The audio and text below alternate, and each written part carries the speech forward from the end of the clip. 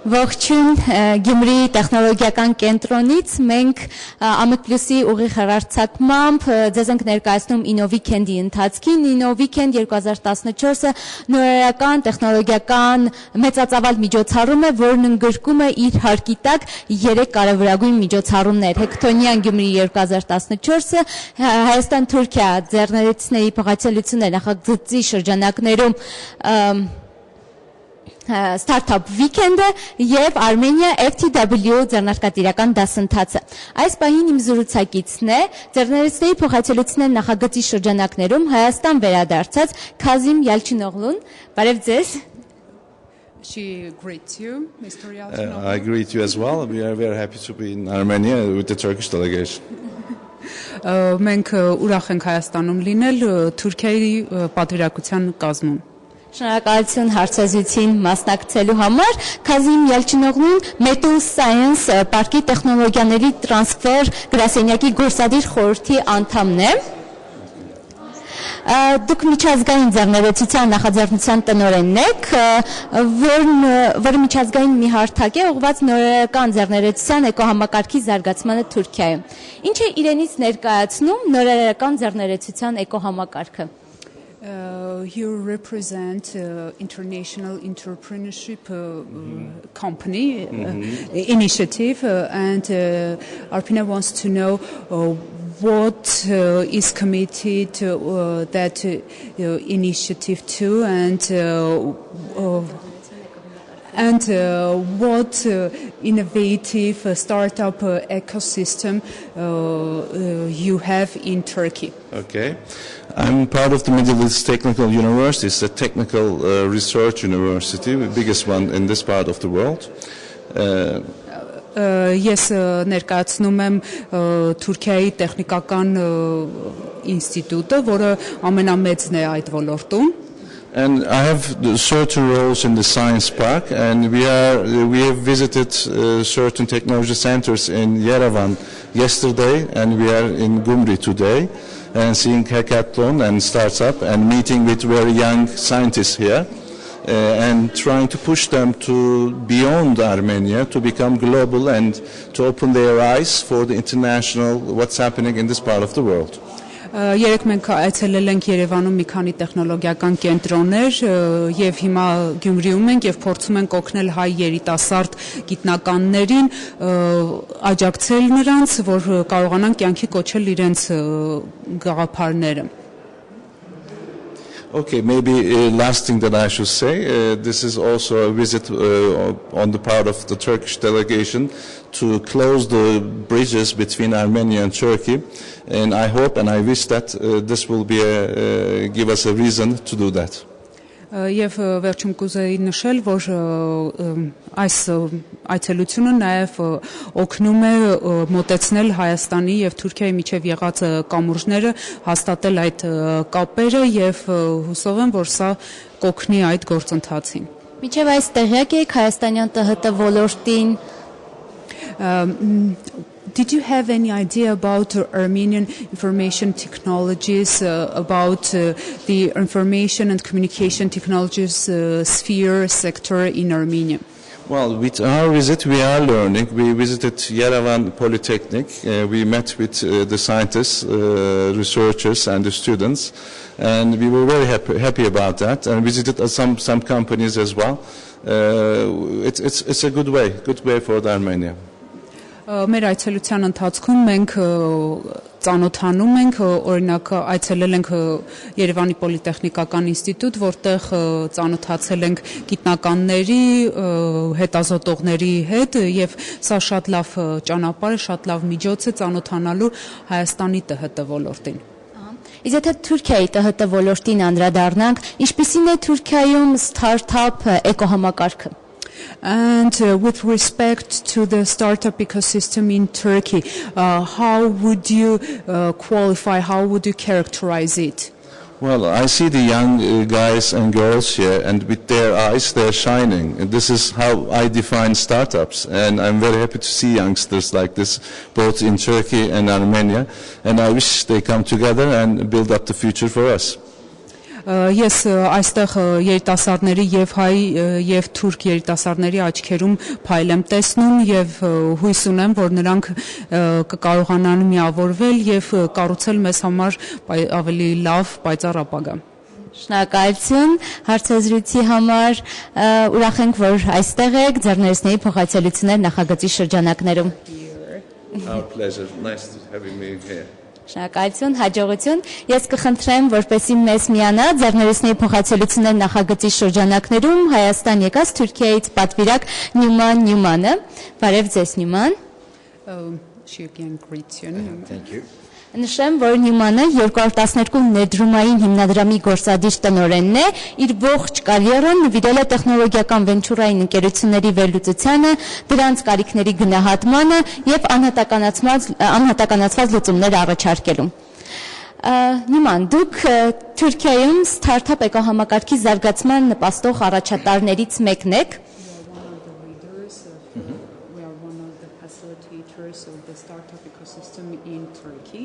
Ինչպիսին է թուրքական ստարտափ էկոհամակարգը։ And how would you characterize the startup ecosystem in Turkey? Եվ ինչ է անհրաժեշտ ստարտափ էկոհամակարգը զարգացնելու համար։ And what is required to enhance, to improve the startup ecosystem in Turkey? I mean, the way that I describe the Turkey ecosystem is still developing market, still basically enhancing, and still it's happening, it's emerging. If I put this one in a human life, I can say that we just start to learn how to walk. Պետք է նշեմ, որ Թուրքիայում ստարտափ համակարգ, էկոհամակարգը դեռ նոր է զարգանում, զարգացման փուլում է եւ եթե համեմատեմ մարդկային կյանքի հետ, պետք է նշեմ, որ նոր սկսում է քայլել։ And as we grow, what we need to do is there are 7 fundamental things for ecosystem to grow. Եվ հիմա մեզ անհրաժեշտ է ուշադրություն դարձնել այն 7 հիմնարար սկզբունքներին, որոնց միջոցով էկոհամակարգը, ստարտափ էկոհամակարգը կզարգանա։ One of them is the markets. Ամենաառաջինը շուկան։ The second one is the culture, means that people needs to have culture so that they can start their own companies, they can initiate those kind of stuff. Երկրորդը մշակույթն է, որ մարդիկ կարողանան այդ որպես մշակույթի կրող սկսեն, նախաձեռնեն ու շարունակեն իրենց սեփական այդ ձեռներեցությունը։ Third one is the financial aids and investment opportunities so that new startups they can find investment, they can basically develop they can get the financial aids. Երրորդը ներդրումներն են եւ ֆինանսական աջակցությունը, քանի որ նորաստեղծ ստարտափերին անհրաժեշտ է ֆինանսական օգնություն, որի միջոցով նրանք կկարողանան զարգացնել իրենց գաղափարները։ Fourth one is the education, so that education system should be open for innovation, open for research, open and willing to do more and get basically people to bring this one from the elementary school level. Այնուհետև պետք է նշեմ կրթությունը, քանի որ կրթության միջոցով մարդիկ կարողանան այդ գաղափարները կյանքի կոչել եւ պետք է կրթությունը սկսել հենց տարական դասարաններից։ And they need to have support organizations such as incubation centers, accelerators, technoparks like this building, and those kind of facilities needs to be ready and provide the help to the entrepreneurs. Անհրաժեշտ են նաև աջակցող հիմնարկներ, օրինակ աքսելերատորներ, ինկուբատորներ կամ տեխնոպարկեր, ինչպես այս շենքն է, որոնք այդ կօգնեն գաղափարներին իրականացվել։ And final two are, one of them is the skilled workforce, so that as those companies start to develop more bigger and bigger from 20 people to 50 and later 100, they can hire the right workforce so that they can basically pay and grow even further. Անհրաժեշտ է նաև արեստավարժ աշխատուր, որպեսզի հետագայում, երբ 20 հոգանոց թիմը վերածվի 50-100 հոգանոց թիմի, նրանք կարողանան պարբերաբար գործի ընդունել եւ աշխատանքով ապահովել արեստավարժ աշխատակիցները. And finally is the regulations and government laws should enable startup companies to open up easily, even bankrupt easily. Our laws needs to be more investor friendly and startup friendly.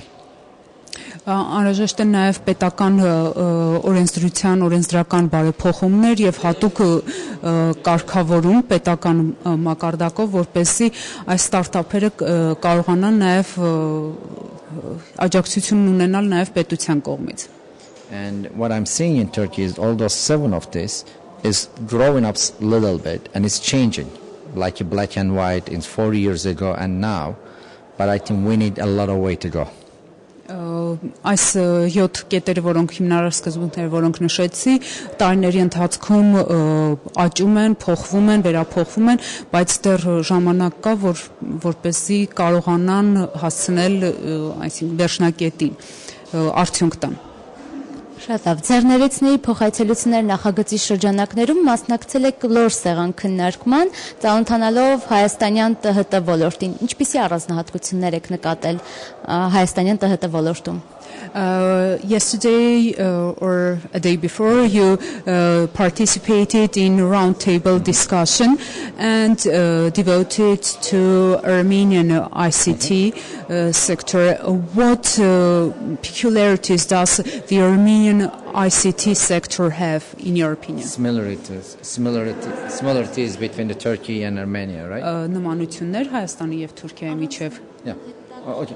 I mean, something peculiar only to Armenian. Okay, something okay.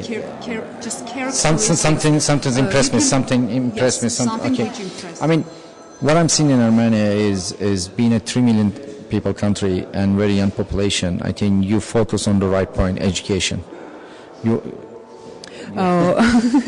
Հայաստանը ունի 3 միլիոն բնակչություն եւ շատ ճիշտ է, երբ շեշտը դրվում է կրթության վրա. And education is very important. I saw that in the round table that education is very key, and then the schools that we went and then universities that we visited, education is very key. Second, that I'm seeing also in here, upstairs over 200 young people doing a hackathon, and now we have startup weekend here that a lot of people are coming up. So there's the Kindle is light. Now rest is to protect this fire so it can get more. Այն դպրոցները եւ համալսարանները, որոնք մենք այցելել ենք, ապացուցում են, որ Հայաստանում կրթությանը շատ մեծ ուշադրություն է դարձում, նաեւ այն 200 երիտասարդները, հայ երիտասարդները, որոնք մեկ հարկ վերև մասնակցում են հեքեթոնին, ինչպես նաեւ ստարտափի մեր մասնակիցները, այդ ամբողջը ցույց է տալիս, որ մոմը վառված է, այսինքն կա արդեն խանդավառություն, մնում է օգնել, մեզ մնում օգնել եւ աջակցել, որ այդ գործընթացը շարունակվի. Շնորհակալություն, իսկ ինչ եք կարծում, այս նախագիծը ինչպիսի հնարավորություններ է ընձեռում երկու հարևան երկրների հասարակությունների հարաբերությունների կարգավորման համար, ինչպիսի դերակատարում կարող է ունենալ այս միջոցառումը? What role can this project, this event have in the Armenia-Turkey normalization process? I mean, the way that I believe is that the normalization process can start or will start, I think, with the trading. And when we do the trading or business activities, technology is the best way to start to do it, because we don't have actually physical goods moving from one location to another one. Each different teams can write the software code in the same place, different location, and then they can cross the knowledge and exchange information there. By doing that, you start to basically know the people, know the culture, know other people, so you can actually get faster. And technology, only technology can do this. You can't do manufacturing or other things, only with technology. Ես հուսով եմ, որ այդ գործընթացը կսկսվի, ճիշտ է առևտրի միջոցով այդ գործընթացը կարծես թե սկսել է, բայց միայն տեխնոլոգիաների միջոցով, երբ եւ Հայաստանում եւ Թուրքիայում ստեղծում է ինչ-որ պրոդուկտ եւ այդ թիմերը աշխատելով միասին այդ պրոդուկտը կարողանում են փոխանակել, տարբեր տեղերում աշխատում են նույն պրոդուկտի վրա, այդ դեպքում գործընթացը միայն կշահի։ Շնորհակալություն Նուման, շնորհակալություն հարցերին պատասխանելու համար։ Thank you for Thank you. your answers. Thank you very much for having me.